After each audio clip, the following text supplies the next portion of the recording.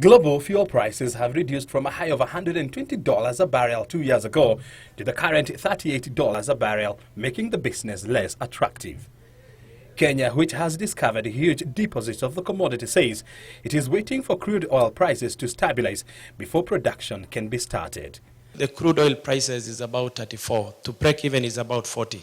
So what entirely we are doing as a country is, instead of having the 60,000 barrels lying from 2012 up to now, there is no much activity happening in Turkana.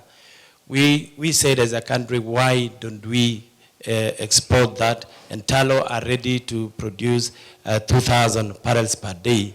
Speaking during the ongoing Interministerial Public Symposium at the Kenyatta International Convention Center, Transport Cabinet Secretary James Macharia said that since Kenya is yet to develop a pipeline to transport crude oil from northern Kenya, the commodity will be transported via road and the standard gauge railway line, which is currently under construction.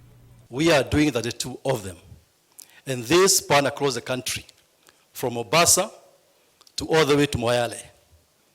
And eventually, very soon, we like a situation whereby Kenyans can drive from Mombasa all the way to Moyale on tarmac.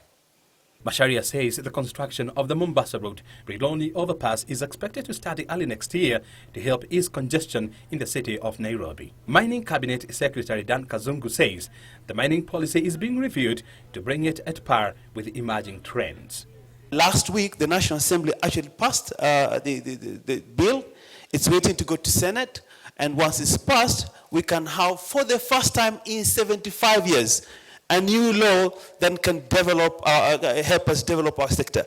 A transparent, simple set of laws that can help us now develop the sector properly.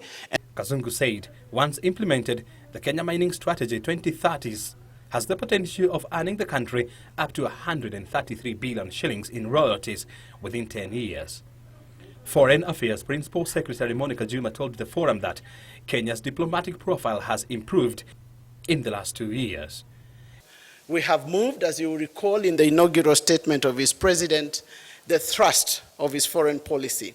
He underscored the value of bilateral relations, and in growing friendliness amongst us and our friendly nations, we have had unprecedented high-level visits which have restored confidence in this nation.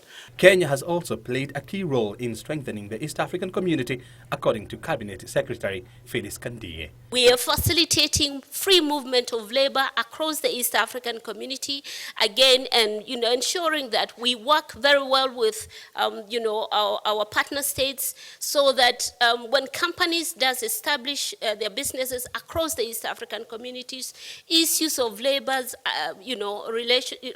is addressed. The symposium comes to an end on Tuesday next week after a presentation by all cabinet secretaries and other top government officials.